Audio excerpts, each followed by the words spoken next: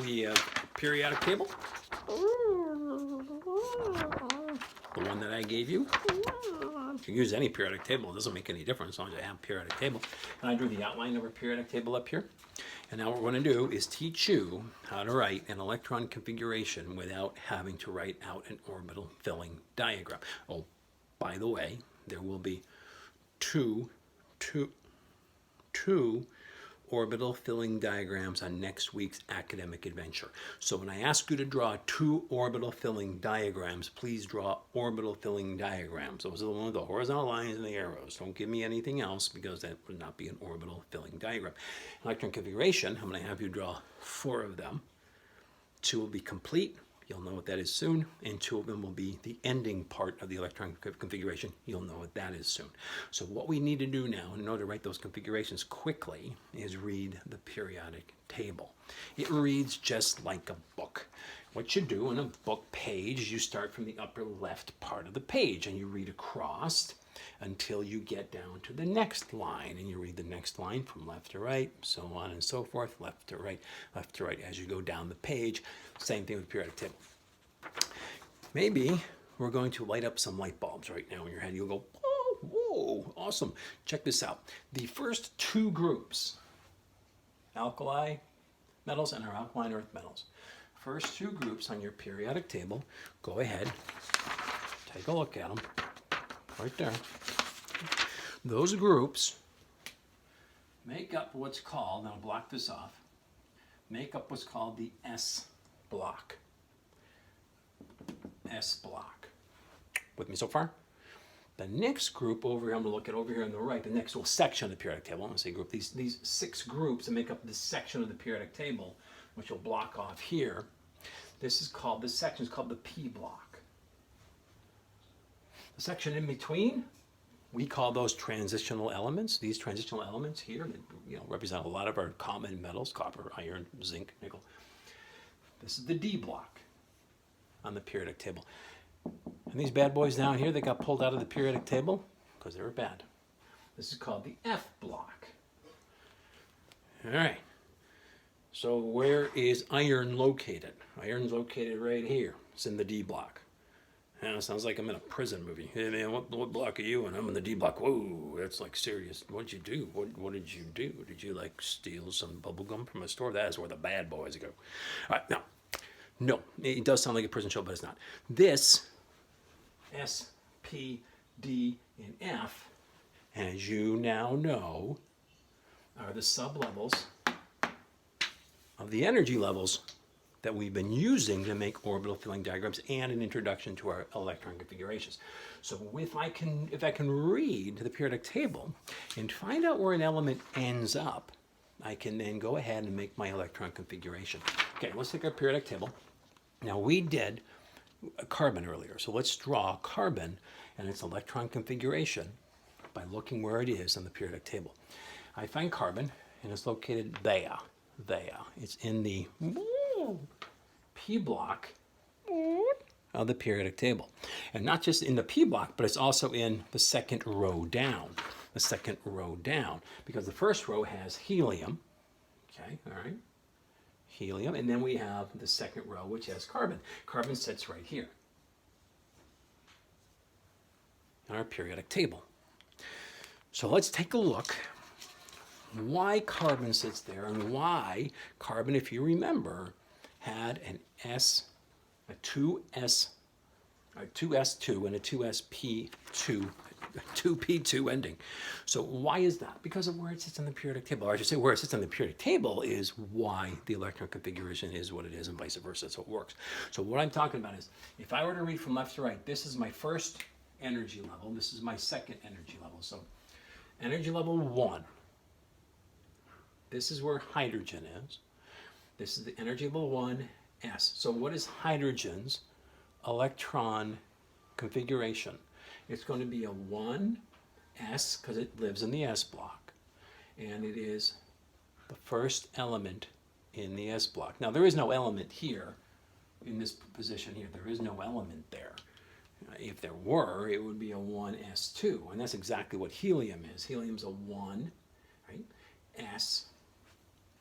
1s2. Now, helium's an oddball. Helium's weird. It's an outsetter on the periodic table of where it sits because it does have a 1s2 configuration.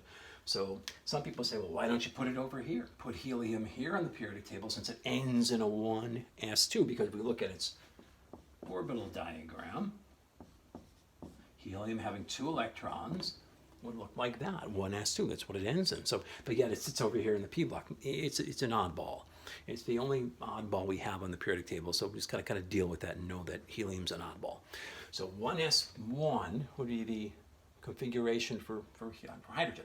1s2, see, this equals 1s2 is my configuration for helium. And then from there, if I'm reading from left to right, there are no more elements. So I go back to the left side of the periodic table and I go down to the second line and I start reading from here. This position here is the 2s block, first group 1 position. 2s1. I don't know if you can see that. Oh, it's small. This is the 2s block, second row, so 2s block S, second position in 2 configuration for that element. Which, by the way, if we look up here, it would be beryllium. Beryllium sits in a 2s2 ending. Now, if you have this periodic table out,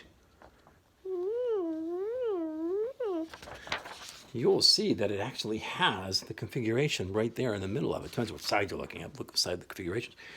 And it has a 1s2 and a 2s2 configuration written on there for you. Pretty nice. So it ends in the 2s2 because it is in that position on the periodic table. If I keep going across, there's nothing here in the second group for transitional elements. Transitional elements don't show up down here to the third group, or the third period. As I go across, I now hit the P block. So 2s2, 2p1, 2. Go back to carbon. Carbon had a configuration. Well, we'll draw the orbital diagram first. 1s with 2 arrows, 2s with 2 arrows, and 2p with 2 arrows. So I can predict what carbon's ending electron configuration is just by looking where it sits on the periodic table. Since in the second row down, it's going to end in a 2p, 1, 2, second position in the p block, hence a 2p2. The electron configuration is 1s2, 2s2, 2p2. This part of it right there is where it lives on the periodic table. So this from here's my orbital diagram, here's my configuration. That 2p2 is where carbon is residing. It's residing in the p block, the second period down, the second element from the left. Okay, let's try another one. Let's go back to aluminum. Aluminum, which is what we used earlier, had 13 electrons. So what I'm going to do is take my periodic table, now let's get it in focus here, and read from left to right across the periodic table. This is how we do electron configurations. We would write 1s2, 2, this is S block, 2, 2s2, keep going. Now I hit the P block, 2p, 1, 2, 3, 4, 5, 6. I'd write down 2p6. Then now I go down to, we're trying to get to aluminum, which is here. Now I go down to 3s2, keep going, bam! I just ran into aluminum. And I ran into it in the third period, so 3, P block, P, first position, 1. 3p1 should be the ending part of that electron configuration. As I'm reading, going across 1s2, I write these down. So here's my aluminum, 1s2, 2s2, 2p6. I keep going until I get to the element that I'm trying to get to, and that's where aluminum is. And, okay, now 3s2, keep going. Finally, bam, there it is, 3p1, 3p1. So we're in the 3p1 position. And that's the complete electron configuration. I didn't have to do an orbital diagram out for that. I did it by looking at the periodic table and reading left to right. Each period represents my energy level number. I have to know where the blocks are. S, when I run into that, I put an S. When I run into a P, I put a P. And how many electrons do we have? 2 can be in the S, up to 6 can be in the P. We ended up in the P block in the first position with aluminum, so that's why it only has a P1 at the end. This is the complete configuration. You can also identify where an element is on the periodic table by looking at the ending configuration. And really, that's the important one. That electron configuration here at the end, that SP1 is going to make a big, big impact on how we're going to look at bonding in 2 weeks. Let's try one more of these because we did one more with the orbital diagram. We did scandium. Scandium was element number 21. Now you remember with scandium we started having it overlapping. The overlapping. And there's a lot of overlapping that goes on. I guess I can keep this stuff in there. A lot of overlapping goes on as we get into bigger and bigger elements, bigger atoms. And so we don't want to have to memorize what the overlapping specifically is. We just want a way to deal with it. Reading the periodic table is your way of dealing with it. So let's look at scandium. Now scandium on the periodic table is here.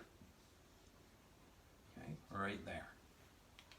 It is in the D block. Okay, let's go ahead and write the electron configuration for scandium by reading the periodic table. Okay, follow along at home, kids. So you can read across here, or you can look at mine, and mine's it's doable, I think. I'm going to use mine up here, but you have yours, so use yours. All right, let's make those like this. Okay, here we go. So I start from the upper left and I say 1s2. Remember, I pulled helium over here just to kind of make it a little easier to see why. It has an S2 ending on it, even though it's in the P block. Weird. 1s2, 2s2. Are you writing this down at home?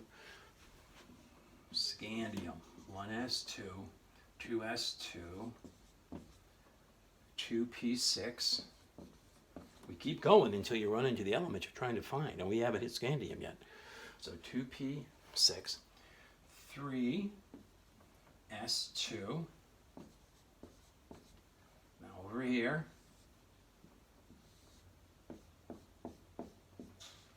3p6.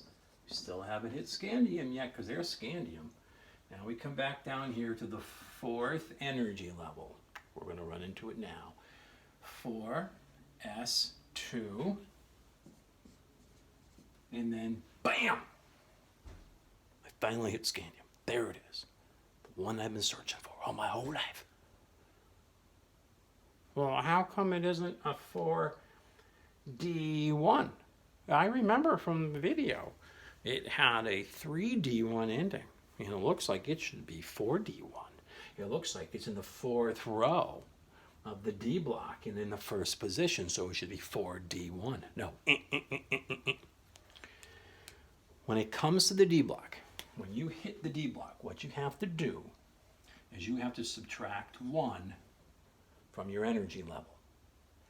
So yes, it is in the fourth period. 4s2. Now, once you hit the D block, subtract 1. So 4 minus 1, anyone? 3, I'm trusting you. 4 minus 1 is 3, D1.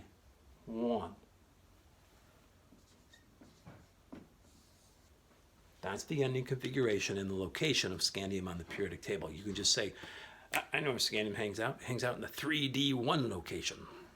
All right, let's see. Here's your D block. First element, 3D, means it's in this first top period because we subtract 1 in order to get to the D block. So 3D1. That's its configuration. That's the complete configuration. That is the ending configuration. Now, let's do one that we haven't done before. So let's get rid of my mess up here at this point.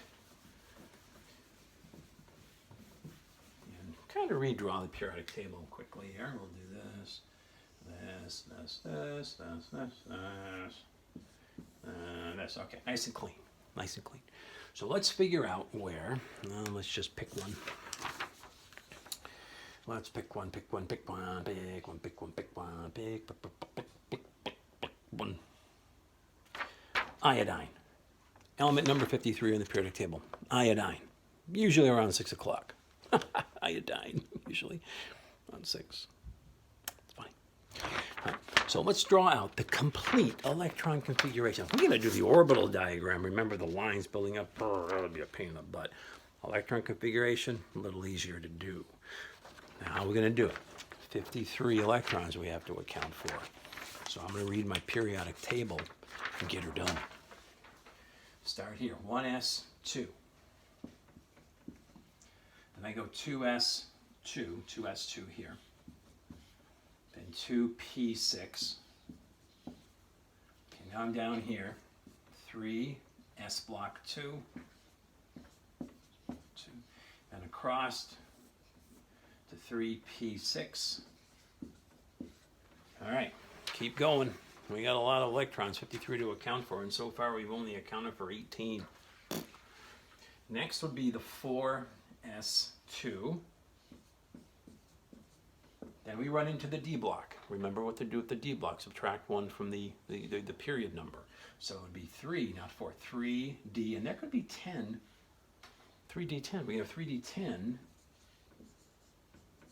10 electrons in the D block. Ooh, there we go. Let's check that out. Maybe some of you kids at home have noticed this. The S block has 2 groups. The P block has 6 groups. The D block, if you count those, go ahead, count them. 1, 2, 3, 4, 5, 7, 8, 10. 10 groups. And then down here, the F block has 1, 2, 3, 4, 5, 6, 7, 14.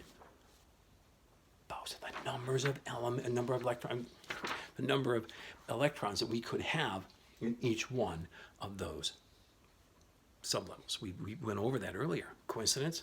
I think not. Okay. So we're not, here we go. Keep going, keep going, keep going. So 3D10. Now we're back into the 4S. When you're in the P's and the S's, you stick with the period number that you're in. We're in the 4PS. So that would fill next. Okay, keep going. Now, if I'm reading my periodic table, you know, we just went across the 4PS. Now we have to go down to group 5. So period 5. I get my periods and groups confused today. Period 5. So 5S2.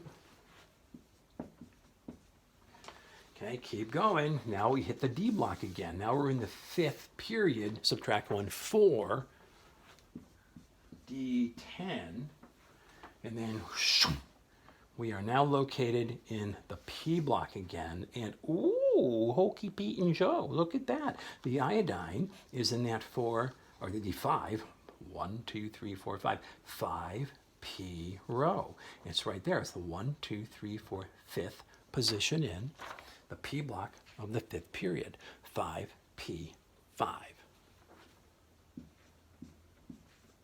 And if you look on here, you will see that it ends in a 5P5. We read the periodic table. That allowed us to write the complete electron configuration for iodine. Even this gets cumbersome though. It's better than an orbital diagram, but a complete electron configuration is also going to take you some time. So really what you really need to know is what the ending configuration is, because that is exactly what's going to be important when we get to bonding. We need to know where this bad Larry is right there. If I told you that I have an element and its ending configuration is a 5s2, it ends in a 5s2. You do the whole thing out, and the last thing is a 5s2. You now should be able to tell me exactly what that element is. You should be able to look at your periodic table, 5s2 in the S block, go 1, 2, 3, 4, 5, S2 over, and say strontium. Yes, that should be what we now should be able to do by knowing how to read and knowing how the periodic table is set up. I mean, people didn't set up periodic table this way. I mean, it's a representation of what goes on in nature. So this is how nature's so perfect. All right, now, check it out. One more. I'm going to ask you, what is the ending configuration of Mercury? Mercury's weird. It's Hg. Find Hg. There it is. Hg. Hey, that's in the D block. That's in the D block. And it's 1, 2, 3, 4, 5, 6 periods down in the D block. And remember what you do with D, you subtract 1. So that should end in a 5D, 1, 2, 3, 4, 5, 6, 7, 8, 9, 10. It should end in a 5D10 electron configuration. That's what the ending should be, 5D10 position. Some of you are probably asking, what about the F block? Okay, in the F block, you subtract dos al grande. So if we wanted you to find the ending electron configuration for europium, okay, not myopium, europium, right there, then that would be an F block. In the F block, you subtract 2 from the period. Now we got to remember these were pulled out, so that little star means it was pulled out from this row here. This was connected into here, but pulled out because otherwise the periodic table is way too long. So we take that, we put that here. So I would count down 1, 2, 3, 4, 5, 6. That's where this is, 6, and subtract 2. So 4, 4F, 1, 2, 3, 4, 1, 2, 3, 4, 5, 6, 4F6. Okay, that would be my ending electron configuration. Okay, I hope that helps with electron configurations. They're quicker than orbital diagrams. We do have to know how to follow the setup of the periodic table. If you don't want to do that, there is another method to figure out how the electron configurations fill. It's called the diagonal rule. I am not going to take the time to go over the diagonal rule because most people by far prefer reading the periodic table from left to right. Diagonal rule is available. There are videos on it. YouTube diagonal rule. You can maybe use that if you're really confused about how electron configurations are set up by reading the periodic table. All right, this is a long video. You think you need a break?